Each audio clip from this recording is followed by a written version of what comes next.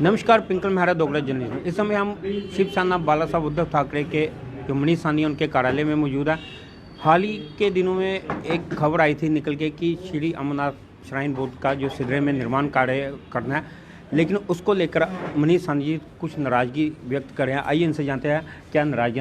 मनीष साहब, सबसे पहले आपका स्वागत है। क्या है वो शुक्रिया जी। देखिए, बहुत बड़ी नाराज़गी है। मुझे लगता है कि तमाम हिंदुओं के दिलों में पवित्र अमरनाथ यात्रा के लिए पूरे देश भर से, विश्व से बहुत सारे हिंदू आते हैं। उनकी आस्था यहाँ पर जुड़ी हुई है। उनको सुविधाओं को देने के लिए जम्मू के अंदर, जम्मू के बाहरी इलाके में सुंजमा में एक जो है आधार शिविर यात्री भवन के निर्माण की घोषणा की गई थी। सुंजमा में या सिदड़ा में? सिदड़ा के अंदर वहाँ पर यात्री भवन निर्माण की जो है घोषणा की गई थी, जिसके लिए दो बार वहाँ नींव पत्थर भी रखा जाता है। और किसके द्वारा रखा जाता है? जो जम्मू कश्मीर के मुखिया भी हैं, माननीय उपराज्यपाल जी, अमरनाथ श्राइन बोर्ड के चेयरमैन भी हैं।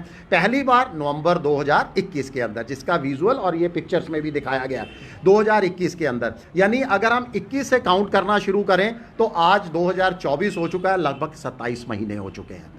फाउंडेशन स्टोन से आगे काम नहीं बढ़ा, एक ईंट भी वहां पर निर्माण कार्य जो है शुरू नहीं हुआ। इसके 2023 6 जून 2023 को केंद्रीय मंत्री यहां पर आते हैं, हरदीप सिंह पुरी जी, माननीय उपराज्यपाल जी भी उनके साथ। वहां पर एक बार फिर आधार नींव पत्थर रखा जाता है 6 जून 2023 को।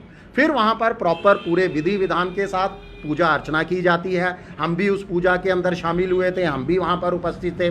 6 जून को वहाँ घोषणाएं की जाती हैं। एक विशाल 30,000 यात्रियों के ठहरने के लिए आधार शिविर का निर्माण किया जाएगा।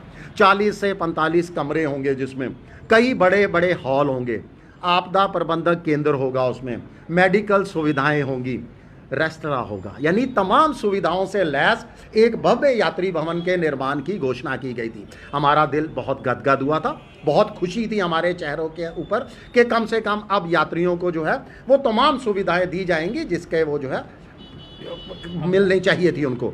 वहाँ पर ओएनजीसी ने 51 करोड़ रुपए का चेक भी माननीय उपराज्यपाल जी अमरनाथ श्राइन बोर्ड को दिया गया था निर्माण कार्य में मदद के लिए। उसके बाद ये भी दावा किया गया था माननीय उपराज्यपाल जी की तरफ से कि अगर और पैसे की जरूरत होगी तो ओएनजीसी हमें और भी पैसा देगा।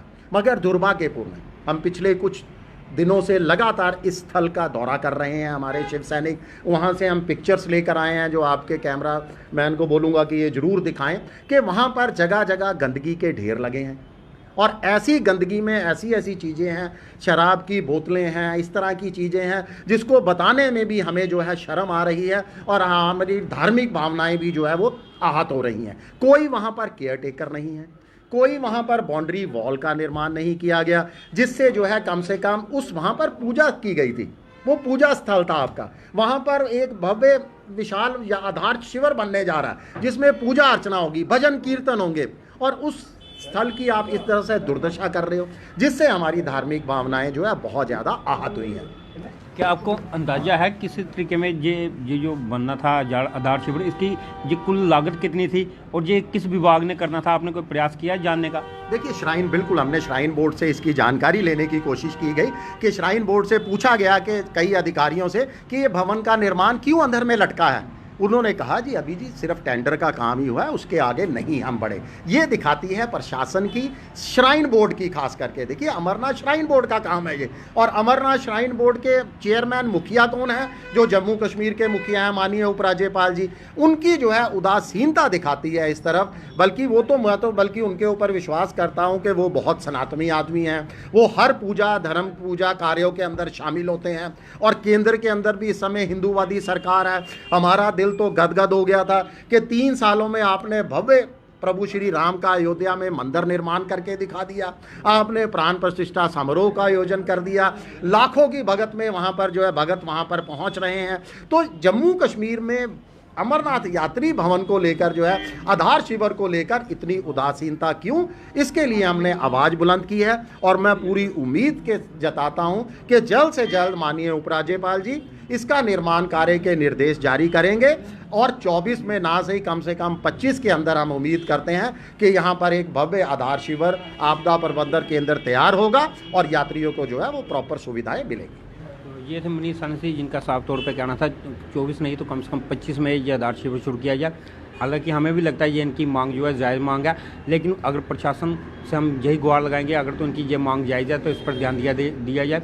अब आप सब लोगों की इस पर क्या राय है अपनी कमेंट बॉक्स में जरूर दीजिएगा। इस तरह के और अपडेट के लिए यूँ ही देखते रहिए डोगरा जन न्यूज़। नमस्कार।